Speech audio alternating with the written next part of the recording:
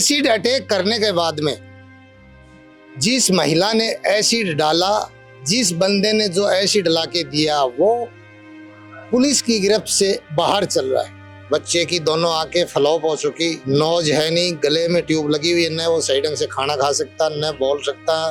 भारत सरकार और राजस्थान सरकार से निवेदन है कि इसकी कार्रवाई पूरी जांच करी जाए और पुलिस कोई गौर नहीं कर रही है इसकी। कि मेरे को बहुत दुख हो रहा है, मैं खाना भी नहीं खा सकता टाइम पर। मेरे को अभी भी रोज आ रहा है उस चीज को देख के। मैं क्या कर सकता हूँ, मेरी सहायता करने वाला कोई नहीं है इस दुनिया में। पुलिस वालों मानते नहीं हमारी साहब, रफिए खा रखे हैं उन्होंने, जबरदस्त गोजी भर रखी है पुलिस की।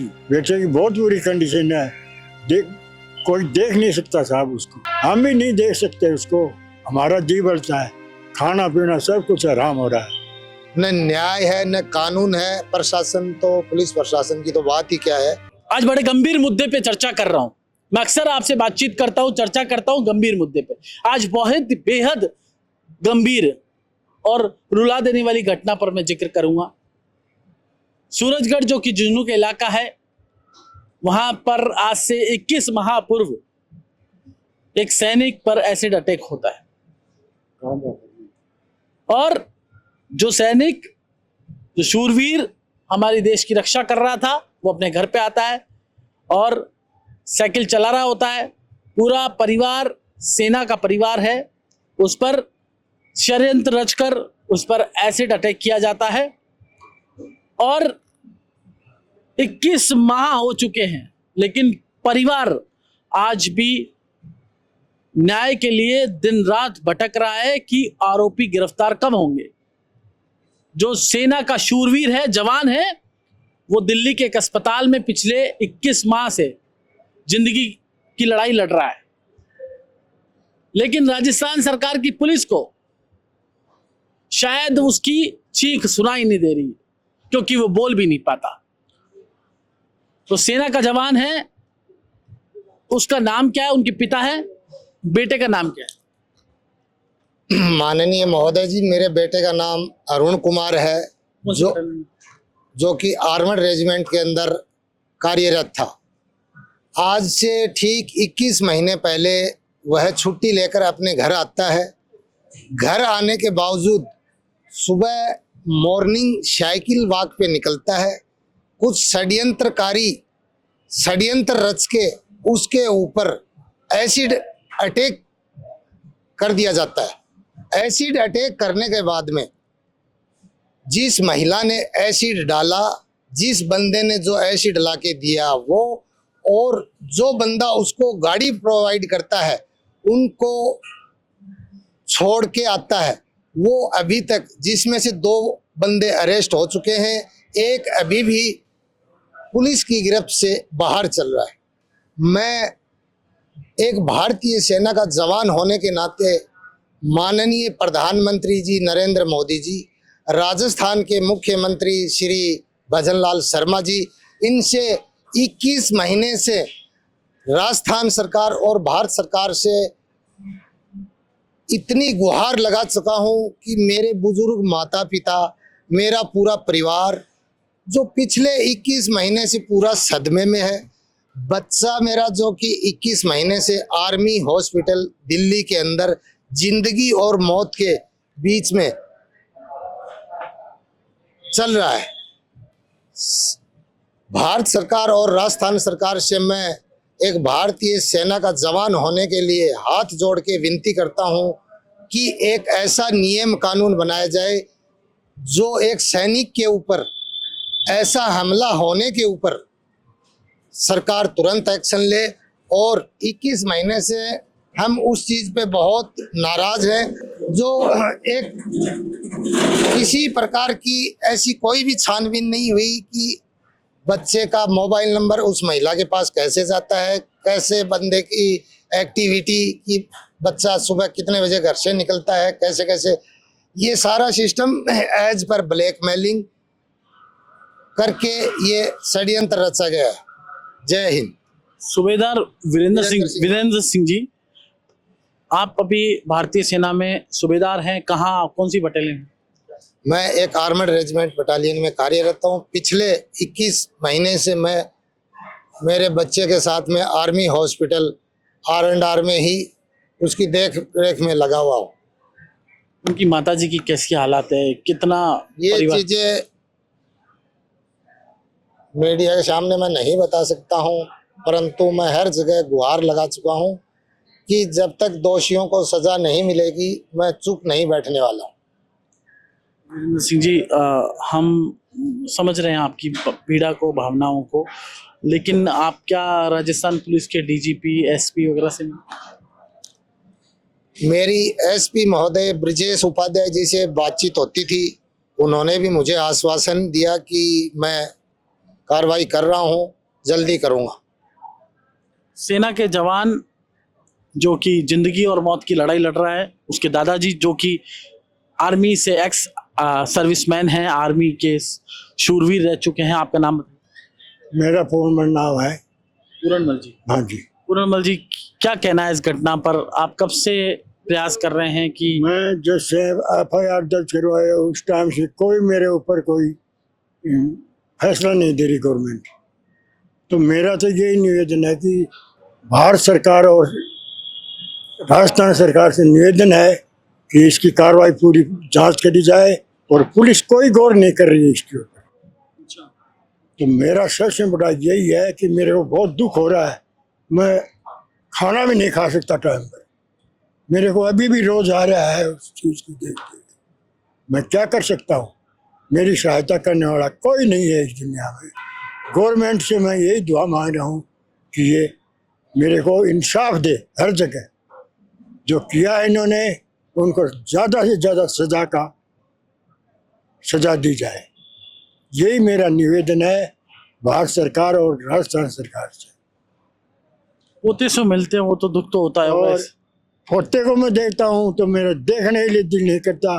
अगर सरकार को मैं दिखाता हूँ तो वो भी रोने लग जाएंगे कि ये क्या किया है इन्होंने। इनको सजा उम्र कैद देनी चाहिए, ये सजा होनी चाहिए।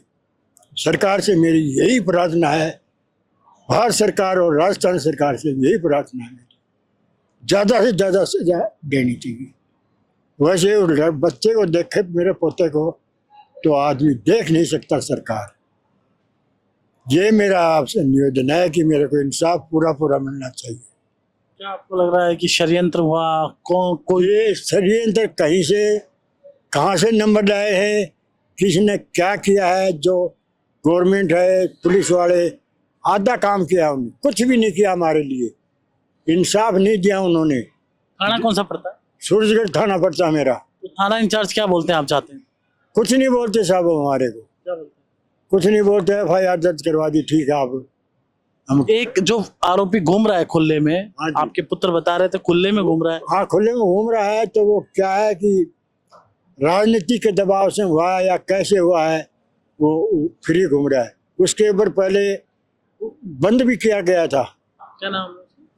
उसका है दीपक कुमार जी। हाँ, खुला घूम रहा है। खुला घूम रहा है साहब। आपने बोला नहीं उच्च अधिकारियों को, पुलिस को? जी, पुलिस वालों मानते नहीं हमारी साहब। रुपये खा रखे हैं उन्होंने, जबरदस्त गोजी भर रखे पुलिस की। मैं उनके मुंह पर कह देता हूँ पुलिस वालों के, सूरज जो थाना है उसके। तो थाने वालों ने पैसे खा रखे हैं? खा रखे हैं साहब, खुला मैं हल्ला मार के कहता हूँ रुपया खा रखा है, बहुत रुपया खा रखे हैं। यही मेरा निवेदन है कि सरकार। के बेटे कह रहे थे कि वो जो महिला थी वो भी छूट गई जिसने एसिड अटैक में शुरू में गिरा। हाँ, एक बार छोड़ दी थी उसको, और उसके बाद में जमानत दे दी थी। उसके बाद में हाई कोर्ट ने उसकी जमानत खारिज करके ने उसको कैद किया। हाँ जी। एक बार मिली भगत करके छोड़ा आपने। हाँ जी, उन्होंने मिली भगत करके छोड़ा। आप कभी CM से मिले? मैं नहीं मिल सका साहब, CM साहब से नहीं मिल सका, क्योंकि मैं एक बार आया था तो उस टाइम नहीं मिल सका। मुख्यमंत्री जी से क्या गुहार लगाई? मुख्यमंत्री से तो ये गुहार लगाया कि मेरे को इंसाफ चाहिए साहब। जो बच्चा है उसकी कंडीशन देख के उसकी मेरे को इंसाफ दो, पूरा इंसाफ दो। अभी क्या कंडीशन है बेटे?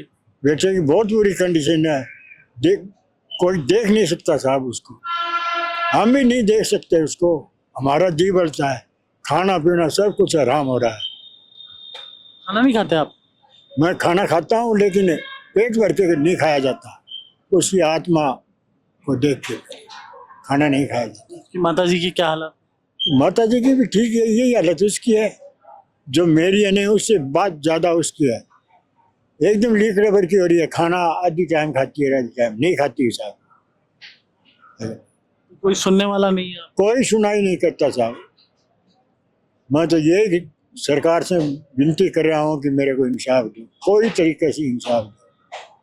पुलिस के अधिकारियों से मिले, एसपी डीजीपी से? एक बार गए थे तो उन्होंने हमारे को आउट कर दिया था। क्या आउट कर दिया? बोले ये केस खराब है आपका, ये उन्होंने ये जवाब दिया मेरे को। क्या खराब है? क्या बताएं साहब, कोई गौर नहीं किया। एसपी था उस टाइम पर, कौन सा मेरे को ध्यान नहीं है साहब, इतनी याददाश्त नहीं है मेरे को, ये बात ही साहब। तो आपको लग रहा है कि जो महिला वाला जो बताया जा रहा है फ्रेंड थी, ये सब झूठा है? ये सब झूठा है साहब, झूठा तो कर रखा है साहब, बिल्कुल साफ साफ झूठ है। कोई लेना न को देना उसके साथ, ये साजिश है, साजिश ही तो ये ग्रुप मिलकर ये कार्रवाई करी है। कौन से ऐसे नेता है? आपने कहा कि कुछ नेता बचा रहे, कौन से ऐसे नेता है? अभी साहब मैं क्या बता सकता हूँ, कोई मेरे को पता नहीं है साहब। वो नेताओं के पास में जा रहे हैं, कहाँ जा रहे हैं पता नहीं। बच कैसे रहे हैं? ये क्या बताएं तो साहब, मैं तो क्या बता सकता हूँ। आपको लग रहा है कि बड़ा षड्यंत्र हुआ है? बड़ा षड्यंत्र, बहुत ज्यादा षड्यंत्र, यानी कि हिंदुस्तान के अंदर पहला सिस्टम है। आप आर्मी के उच्च लोगों से नहीं मिले जो उनके बटालियन के लोग थे, या फिर आर्मी के? नहीं साहब मैं नहीं मिल सका, उसका पिताजी मिला है खूब। आप मिले आर्मी के सीनियर लोगों से इस विषय में कि उस तरह से ऐसा हुआ?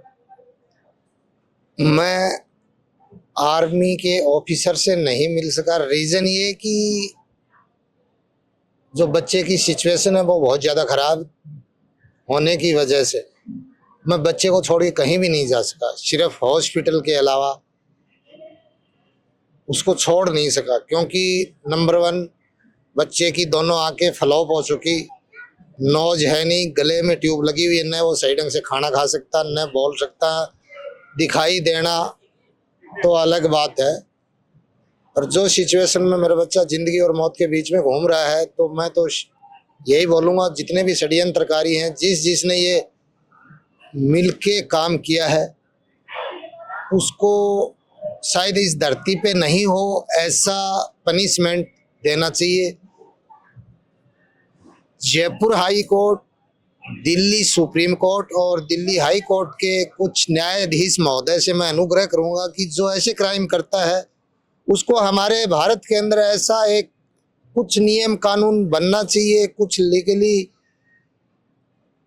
जो कि कानून के तहत ऐसे पनिशमेंट आते रहे कि जो पीछे कभी भी कोई भी क्राइम करने से एक बार सोचे कि क्या मैं यदि ऐसा काम करूंगा तो कि अपने बेटे को जीते जी मार दिया। आपके बेटे को मार दिया जी, मेरा घर ही बंद हो गया एक्चुअल में यदि देखा जाए तो। इस धरती पे मेरा, मैं सोचता हूं कि इस सृष्टि के अंदर न न्याय है न कानून है। प्रशासन तो, पुलिस प्रशासन की तो बात ही क्या है, उसके बारे में तो क्या कहा जाए, उतना ही कम है। क्योंकि सिर्फ और सिर्फ ये मीडिया के माध्यम से कहना चाहता हूं कि यदि जितने हाई लेवल पे जाओगे तो वहाँ भी अधिकारी गणों को पता है कि पुलिस प्रशासन में क्या होता है क्या नहीं है। जिंदा जागता इंसान को जो एसएचओ महोदय स्टार्टिंग में FIR लिखता है, उसने विदाउट मेडिकली रिपोर्ट के FIR में ऐसी कुछ धाराएं लगाई हैं, बिना देखे बिना मेडिकल रिपोर्ट के अटेम्प्ट टू मर्डर का केस लगना चाहिए, धारा 307 का। उसने 124 एक धारा लगा के साइड कर दिया। इससे आप क्या जाहिर करना चाहेंगे? SHO सुखदेव सिंह 17 अगस्त 2024, उसके बाद में 4 SHO सूरजगढ़ थाने के अंदर आ चुके हैं। इन्वेस्टिगेशन के नाम पे मैं मानता हूं शायद प्रशासन बहुत ढीला चलता है। आपने तो कोई ऊपर ऊपर नहीं बोला कि एक एसएचओ इस तरह से धारा जो लगनी चाहिए अटेम्प्ट टू मर्डर की वो क्यों नहीं लगी, या आपने वकीलों से राय ली होगी, उच्च अधिकारियों से बात की होगी, क्यों नहीं लगाई? क्या पैसे खा गए, या क्या कारण है? पैसे की मैं डायरेक्ट नहीं बोल सकता हूँ। क्योंकि आपके पिताजी बोल रहे थे। हाँ यस, ठीक है, ये चीज बिल्कुल सही है। दूसरा बात ये बोलना चाहूंगा मैं कि जो कार्रवाई एसएचओ लेवल पे होती है उसी के आधार पे आगे कोर्ट न्यायालय में वो चीजें चलती हैं। उसके आधार पे यदि देखा जाए तो ऐसे केस में जो उन्होंने धाराएं लगाई गई है वो बहुत हल्की थी। उसके बाद में सीआई धर्मेंद्र सिंह मेरे पास आर्मी हॉस्पिटल में जाते हैं, उन्होंने एक डॉक्टर के साथ में गए थे, उन्होंने बच्चे की सिचुएशन देखी, डॉक्टर्स ने सिचुएशन देखी, उन्होंने उसके बाद में जो उस महिला के साथ में थे और महिला के ऊपर वो धारा 351 की और वो जो ऐड करवाई हैं, तो अभी आगे कोर्ट का फैसला देखते हैं साहब क्या होता है। अभी अटेम्प्ट टू मर्डर की धारा ऐड नहीं हुई? हाँ यस हुई है अभी भी। अभी धारा उनके ऊपर जो 2 बंदे अरेस्ट हुए उन पे अटेम्प्ट टू मर्डर की धारा 351 ऐड हो चुकी हैं। थर्ड पर्सन जो अभी भी फ्री घूम रहा है वो किसी राजनीतिक दबाव मान लो या प्रशासन, पुलिस प्रशासन बोल लो या कुछ भी मान लो आप, लोकल पॉलिटिक्स यस इन्वॉल्व है, उसको मानता हूं मैं, वो इन्वॉल्व है।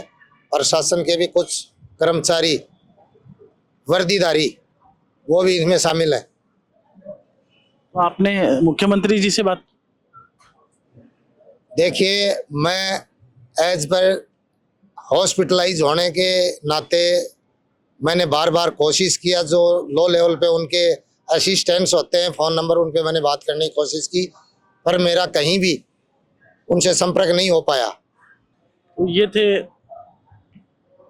एक सेना के शूरवीर जवान, उनके एक रिश्तेदार और हैं, उनसे बात करते हैं, वो भी एक्स सर्विसमैन है। सर क्या कहना है इस मूवी? मैं उस अरुण का चाचा जी लगता हूँ, जिस दादोजी लगता हूँ सर। तो आप भी जिस सर्विसमैन? हाँ, मैं भी सेना से रिटायर हूँ। तो जिस वक्त ये घटना हुई थी तो कॉल आया था कि तब मैं गाड़ी लेके गया था, तो तब देखा कि उसकी कंडीशन बेहद नाजुक थी और वैसी आंखें खुल नहीं रही थी उसकी, तो वो हेल्प के लिए चिल्ला रहा था। तो हम हॉस्पिटलाइज ले के गए, लेकिन क्या उस दिन हड़ताल होने की वजह से उसको सही ट्रीटमेंट नहीं मिल पाया। फिर सबसे पहले चिड़ाव लेके गए, फिर झुंझुनू से फिर उसको रेफर दिल्ली कर दिया गया। आपको इस मामले पे क्या कहना है? किस महीने में? है कि देखो, एक सैनिक के नाते, एक सैनिक था, वो भी एक देश का सिपाही था, बहादुर था। सैनिकों, हम देश के सैनिकों को इतनी इज्जत देते हैं, तो उसको क्या है कि न्याय मिलना चाहिए। न्याय उसको प्रॉपर न्याय नहीं दी गई है, और उसकी जिंदगी क्या है कि एक बहुत ही नाजुक कंडीशन में है। वो उसकी आंखें चली गई हैं, फेस चला गया, उसका पूरा शरीर जल गया है।